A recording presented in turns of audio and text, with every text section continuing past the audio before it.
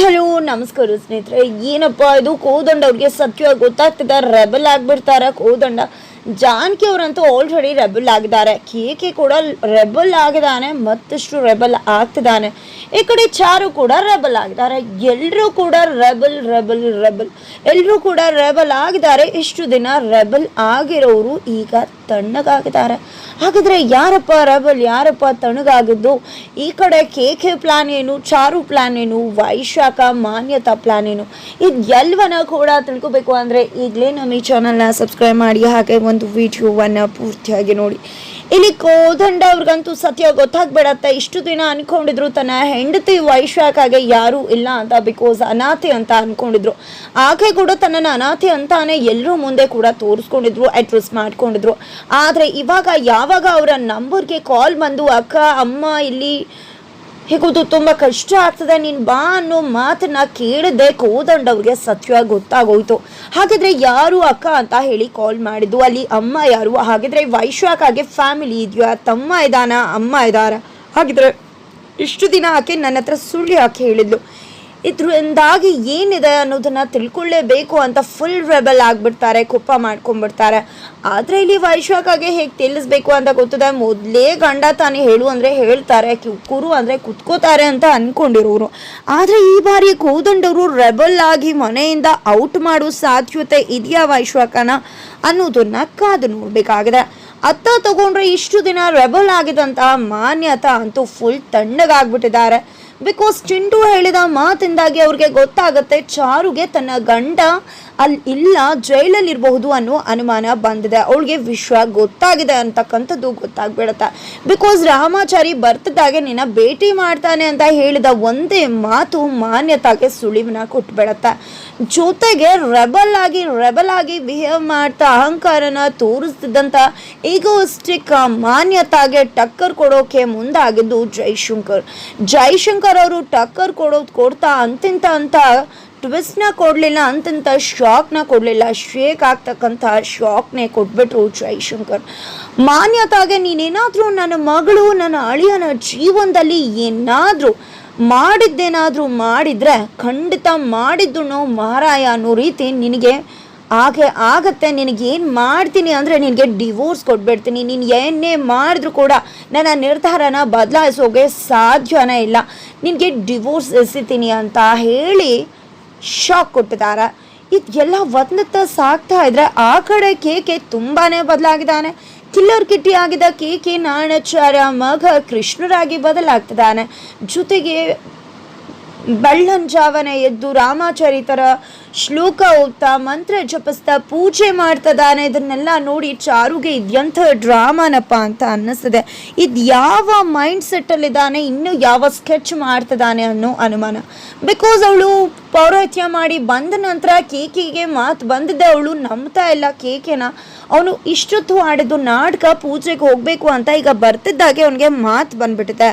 ಹಾಗಾದರೆ ಅವನು ಆಡಿದ್ದು ನಾಟಕ, ಈ ಮನೆ ಮರ್ಯಾದನ್ನು ತೆಗಿಯೋಕೆ ಮಾಡಿದ್ದು ಅಂತ ಹೇಳಿ ಇನ್ನೂ ಕೂಡ ಅವನ ಬಗ್ಗೆ ಒಪಿನಿಯನ್ ಸ್ಟ್ರಾಂಗ್ ಆಗಿ ಬಿಲ್ಡ್ ಆಗ್ತಿದೆ, ನೆಗೆಟಿವ್ ಆಗಿ. ಆದರೆ ಇಲ್ಲಿ ಕೆ ನಿಜವಾಗ್ಲೂ ಕೂಡ ಬದಲಾಗಿದ್ದಾನೆ. ಅವನ ಶಿಷ್ಯನ ಕರೆದು ತನ್ನ ಮನೆ ಮೇಲೆ ಇರ್ತಕ್ಕಂಥ ಕೆಟ್ಟ ಕಣ್ಣುಗಳನ್ನ ದೂರ ಪಡಿಸ್ಬೇಕು, ಅದಕ್ಕೋಸ್ಕರ ತುಂಬಾ ರಿಸ್ಕ್ ತಗೋಬೇಕು ಅಂತ ರಿಸ್ಕ್ ಕೆಲಸಕ್ಕೆ ಕೈ ಹಾಕಿದಾನೆ. ಈ ಒಂದು ರಿಸ್ಕ್ ಜಾಸ್ತಿ ಆಯ್ತಲ್ವಾ ಅಂತ ಶಿಷ್ಯ ಹೇಳ್ತಿದ್ರೆ ನನ್ನ ಮನೆಯವರೆಲ್ಲ ಎಷ್ಟೆಲ್ಲ ರಿಸ್ಕ್ ತಗೋತಿದ್ದಾರೆ. ಅಣ್ಣ ನನಗೋಸ್ಕರ ರಿಸ್ಕ್ ತಗೊಂಡು ಜೈಲ್ಗೆ ಹೋಗಿದ್ದಾನೆ, ಅದಕ್ಕೆ ತಗೋತಿದ್ದಾರೆ, ಅಪ್ಪ ಅಮ್ಮ ತಗೋತಿದ್ದಾರೆ. ಇದ್ರ ನಡುವೆ ನಂದು ಯಾವ ರಿಸ್ಕ್? ನನ್ನ ಫ್ಯಾಮಿಲಿ ಚೆನ್ನಾಗಿರಬೇಕು, ಅದಕ್ಕೋಸ್ಕರನೇ ನಾನು ಇಷ್ಟೆಲ್ಲ ಮಾಡ್ತಿರೋದು. ನನ್ನ ಫ್ಯಾಮಿಲಿನ ನೋಡ್ಕೊಳ್ಳೋದೇ ನನ್ನ ಗುರಿ ಉದ್ದೇಶ. ಆ ಒಂದು ಮನೆ ಮೇಲೆ ಇರ್ತಕ್ಕಂಥ ಕೆಟ್ಟ ದೃಷ್ಟಿಕೋನನ ಮನೆಯಿಂದ ಮೊದಲು ದೂರ ಮಾಡಬೇಕು. ಇಲ್ಲಿ ಮೇನ್ ವಿಲನ್ ಮಾನ್ಯತಾ ಅಂದ್ಕೊಂಡಿದ್ದೆ, ಆದರೆ ಮನೇಲಿ ಸುಸಿಯಾಗಿರ್ತಕ್ಕಂಥ ವೈಶಾಖ ಅದಕ್ಕೇನೆ ಒಂದು ದೊಡ್ಡ ವಿಲನ್ ಅಂತ ಅನ್ನಿಸ್ತಿದೆ. ಏನು ಅಂತ ಕೇಳಿದ್ರೆ ಆಕೆ ಹೇಳ್ತಿಲ್ಲ.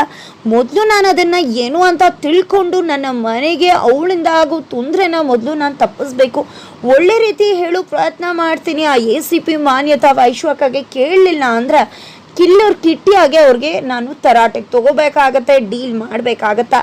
ಒಳ್ಳೆಯವ್ರಿಗೆ ಇವನು ಆಶೀರ್ವಾದ ಮಾಡು ನಾರಾಯಣಾಚಾರ್ಯ ಮಗ ಕೃಷ್ಣ, ಆದರೆ ಕೆಟ್ಟವ್ರಿಗೆ ಅದಿ ಹಳೆ ಕಿಲ್ಲರ್ ಕಿಟ್ಟಿ ಆಗಿರ್ತಾನೆ ಅಂತ. ಜೊತೆಗೆ ಇದೆಲ್ಲ ಒಂದತ್ತ ಸಾಕ್ತಾ ಇದ್ರೆ ಆ ಕಡೆ ಜೈಲಲ್ಲಿರೋ ರಾಮಾಚಾರಿಗಂತೂ ಫುಲ್ ಖುಷಿ. ಕನಸಲ್ಲೂ ನೀನೆ ಮನಸ್ಸನ್ನು ನೀನೆ ಅಂತ ಚಾರು ಕನಸು ಮನಸ್ಸಲ್ಲೆಲ್ಲ ಕಾಣಿಸ್ಕೋತಿದ್ದಾಳೆ. ಚಾರು ಬಗ್ಗೆ ಇರ್ತಕ್ಕಂಥ ಅಭಿಮಾನ ಗೌರವ ಮತ್ತಷ್ಟು ಜಾಸ್ತಿ ಆಗಿದೆ. ತನ್ನ ಮನೆ ಮರ್ಯಾದೆಯನ್ನ ಉಳಿಸಿದ್ದಲ್ಲದೆ ತನ್ನ ಗಂಡನ್ನ ಬಿಡಿಸ್ಕೊಂಡು ಹೋಗ್ಬೇಕು, ಬಟ್ ಮೈದುಂಗು ಕೂಡ ತೊಂದರೆ ಆಗಬಾರ್ದು ಅನ್ನೋ ಆಲೋಚನೆ ರಾಮಾಚಾರಿಗೆ ಅವಳ ಬಗ್ಗೆ ಜಾಸ್ತಿ ಅಭಿಮಾನ ಜಾಸ್ತಿ ಆಗುವಾಗ ಮಾಡ್ದ. ತಾನು ಮದುವೆ ಆಗಿದ್ರು ಹುಡುಗಿ ಇಂಥ ಹುಡುಗಿ ತನಗೆ ಸಿಗ್ತಿರ್ಲಿಲ್ಲ, ನಾನು ಬಯಸಿದ್ದೆ ಇಂಥ ಹುಡುಗಿ, ಅದು ಜಾಸ್ತಿನೇ ಆಯಿತು ಅನ್ನೋಷ್ಟ್ರ ಮಟ್ಟಿಗೆ ರಾಮಾಚಾರಿಗೆ ಚಾರು ಮೇಲೆ ಪ್ರೀತಿ ಆಗ್ಬಿಟ್ಟಿದೆ. ಆದರೆ ಅಲ್ಲಿ ಚಾರುಗೆ ಮಾತ್ರ ತನ್ನ ಗಂಡನ್ನ ಬಿಡಿಸ್ಕೊಂಡು ಬರಲೇಬೇಕು ಅನ್ನೋ ಆಲೋಚನೆ. ಮೊದಲು ಒಳ್ಳೆ ರಾಮಾಚಾರಿನ ಜೈಲಿಂದ ಕರ್ಕೊಂಡು ಬಂದು ಆ ನಂತರ ಕೆ ವಿಷಯನ ನೋಡ್ಕೊಳ್ಳೋಣ ಅಂತ ತೀರ್ಮಾನ ಮಾಡ್ತಿದ್ದಾಳೆ. ಜೊತೆಗೆ ಇಲ್ಲಿ ವೈಶಾಖ ಬಂದಿದ್ದೆ ರಾಮಾಚಾರಿ ಹೆಂಡತಿಗೆ ಸರಿಯಾಗಿ ಬೈಬೇಕು ಅಂತ ಕೆ ಹೇಳಿದಾಗ ಕೆ ಸುತಾರಾಮ್ ಒಪ್ಕೊಳ್ಳೋದಿಲ್ಲ, ಅದಕ್ಕೆ ಬೈಯೋಕೆ ಮುಂದಾಗೋದಿಲ್ಲ. ಹಾಗಾಗಿ ತಾನೇ ಹೋಗಿ ಚಾರ್ಜ್ ಮಾಡೋಕೆ ಮುಂದಾಗ್ತಾಳೆ. ಒಂದು ಹೆಣ್ಣಾಗಿತ್ಕೊಂಡು ಹೇಗೆ ಪೌರೋಹಿತ್ಯ ಮಾಡಿದೆ, ಇದರಿಂದಾಗಿ ನಾರಾಯಣಾಚಾರ್ ಮನೆ ಮರ್ಯಾದೆ ಹರಾಜಾಗಿದೆ, ಯಾರು ಕೂಡ ಹೆಣ್ಮಕ್ಳು ಪೂಜೆ ಮಾಡ್ತಾರೆ ಅಂತ ಬರೋದೇ ಇಲ್ಲ ಅಂದಾಗ ಇಷ್ಟು ದಿನ ಮೆದುವಾಗಿದ್ದಂತಹ ಜಾನಕಿ ಅವರು ರೆಬಲ್ ಆಗಿದ್ದಾರೆ. ತನ್ನ ಮುದ್ದು ಪ್ರೀತಿಯ ಸೊಸೆ ಮಗಳ ವಿಷಯಕ್ಕೆ ಬಂದರೆ ಸುಮ್ಮನಿರ್ತಾರ ಜಾನಕಿ? ಖಂಡಿತ ಇಲ್ಲ. ನಿನಗೆ ತುಂಬ ಬಾರಿ ಹೇಳಿದ್ದೀನಿ ವೈಶಾಖ, ಆದರೂ ಕೂಡ ಪದೇ ಪದೇ ಹೇಳ್ತಿದ್ದೀನಿ, ಮನೆ ಒಳಗೆ ನೀವು ಏನೇ ಮಾಡಿದ್ರು ಸಹಿಸ್ಕೋತೀನಿ, ಹೊರಗಡೆ ಮನೆ ಮರ್ಯಾದೆಗೆ ಚ್ಯುತಿ ತಂದರೆ ಖಂಡಿತ ನಾನು ಸುಮ್ಮನೆ ಬಿಡೋದಿಲ್ಲ. ರಾಮಾಚಾರಿ ಗಂಡ್ಲು ಸರಿ ಇಲ್ದಿದಾಗ ನೀನು ಗಂಡ ಹೋಗಿ ಪೂಜೆ ಮಾಡಬೇಕಿತ್ತು, ಆದರೆ ನೀನು ಗಂಡ ಹೋಗಲಿಲ್ಲ.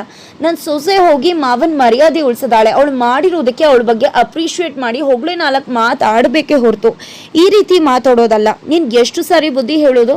ಹೋಗ್ಬಿಟ್ಟು ನೋಡ್ಬಿಟ್ಟು ಚಾರು ನೋಡ್ಕಲಿ. ಎಲ್ಲಿ ಹುಟ್ಟಿದ್ವಿ, ಹೇಗೆ ಬೆಳೆದ್ವಿ ಅನ್ನೋದು ಮುಖ್ಯ ಅಲ್ಲ, ಎಲ್ಲಿದ್ದೀವಿ ಹೇಗಿದ್ದೀವಿ ಅನ್ನೋದು ಮುಖ್ಯ.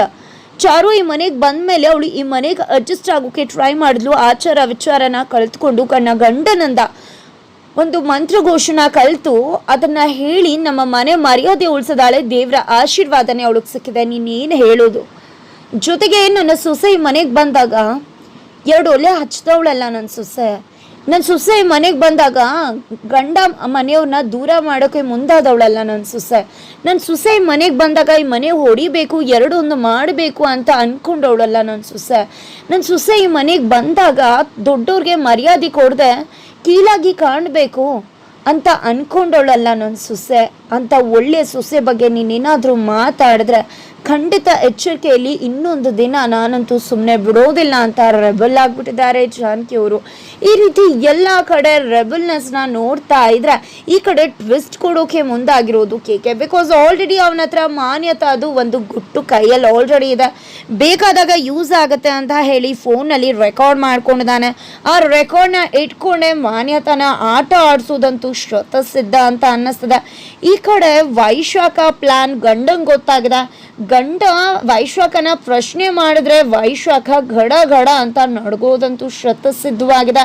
ಜೊತೆಗೆ ಈ ಕಡೆ ಚಾರು ಮುಖ್ಯವಾಗಿ ರಾಮಾಚಾರಿನ ಭೇಟಿ ಮಾಡೋಕೆ ಹೋಗಿದ್ದಾಳೆ. ಆದರೆ ರಾಮಾಚಾರಿ ಕೊಡೋ ಶಾಕ್ಗೆ ಚಾರು ಶೇಕ್ ಆಗೋದಂತೂ ಗ್ಯಾರಂಟಿ, ಶೇಕ್ ಆಗ್ತಿದ್ದಾಳೆ ಕೂಡ. ಅಂಥದ್ದೇನಪ್ಪ ಅಂದರೆ ಈಗ ಆಲ್ರೆಡಿ ಮತ್ತೊಂದು ಕೇಸ್ ಕೋರ್ಟಲ್ಲಿ ಜಡ್ಜ್ಮೆಂಟ್ಗೆ ಬಂದಿದೆ. ಜಡ್ಜ್ಮೆಂಟ್ ಆದರೆ ಖಂಡಿತ ಸೆಂಟ್ರಲ್ ಜೈಲ್ಗೆ ಹಾಕೋ ಸಾಧ್ಯತೆ ರಾಮಾಚಾರಿನ ಹೆಚ್ಚಾಗಿರೋದ್ರಿಂದ ವಿಶ್ವನ ತನ್ನ ಹೆಂಡತಿ ಹತ್ರ ಹೇಳ್ತಿದ್ದಾಗ ಈ ಕಡೆ ಚಾರು ಏನು ಮಾಡೋದು ಅಂತ ಗೊತ್ತಾಗದೆ ಕೈ ಕಾಲು ನಡ್ತಿದೆ. ಅವಳಿಗೆ ಏನು ಮಾಡಬೇಕು ಅಂತ ಕೂಡ ತಲೆ ಓಡ್ತಾ ಇಲ್ಲ. ಆದರೆ ತನ್ನ ಅಣ್ಣ ಜೈಲಲ್ಲೇ ಇರಬೇಕು, ಅವನು ಬರೋದ್ರೊಳಗೆ ಅವನ ದಾರಿಲಿರ್ತಕ್ಕಂಥ ಎಲ್ಲ ಕಲ್ಲು ಮಣ್ಣುಗಳನ್ನ ದೂರ ಮಾಡಬೇಕು, ಎಲ್ಲನೂ ಕೂಡ ಮುಳ್ಳುಗಳನ್ನ ಎಸಿಬೇಕು, ಅವನ ದಾರಿನ ನಾನು ಸಲೀಸಾಗಿ ಮಾಡಬೇಕು ಅಂತ ಕೆ ಕೂಡ ಪಣ ತೊಟ್ಟಿದ್ದಾನೆ. ಇದೆಲ್ಲವೂ ಕೂಡ ನಡೀತಾ ಇದ್ರೆ ಹಾಗಾದ್ರೆ ಇದೆಲ್ಲದರ ನಡುವೆ ಯಾವ ವಿಷಯಕ್ಕೆ ಟ್ವಿಸ್ಟ್ ಸಿಗತ್ತೆ, ಯಾವ ವಿಷಯ ನಡೆಯುತ್ತೆ? ಚಾರು, ಕೆ ಮಾನ್ಯತಾ, ವೈಶಾಖ, ಕೋದಂಡ ಅವರು ಚಾರಿ ಸಮೇತ ಎಲ್ಲರೂ ಕೂಡ ಏನು ಮಾಡಬಹುದು? ಚಾರು ಆಲ್ರೆಡಿ ಕೃಷ್ಣನ ದಾರಿಯನ್ನ ತುಳಿತೇನೆ, ಭಗವಾನ್ ಶ್ರೀಕೃಷ್ಣ ಕೆಟ್ಟವ್ರಿಗೆ ಬುದ್ಧಿ ಕಲಿಸ್ಬೇಕು ಅಂದ್ರೆ ಅವ್ರದೇ ದಾರಿಲಿ ಹೋಗಿ ಬುದ್ಧಿ ಕಲಿಸ್ಬೇಕು ಅಂತಿದ್ದಾನೆ. ನಾನು ಕೂಡ ಅದೇ ರೀತಿ ಮಾಡ್ತೀನಿ ಅಂತ ಆಲ್ರೆಡಿ ಹೇಳಿರೋ ಚಾರು ಅಡ್ಡ ದಾರಿಲಿ ಹೋಗಿ ಅವ್ರಿಗೆ ಕೆಡ್ಡನ ತೋಡ್ತಾರ. ಜೊತೆಗೆ ಜೈಶಂಕರ್ ಅವರ ಸಹಾಯನ ತಗೊಂಡು ತನ್ನ ಗಂಡ ಸೆಂಟ್ರಲ್ ಜೈಲ್ಗೆ ಹೋಗೋದನ್ನ ತಡಿತಾಳೋ ಚಾರು.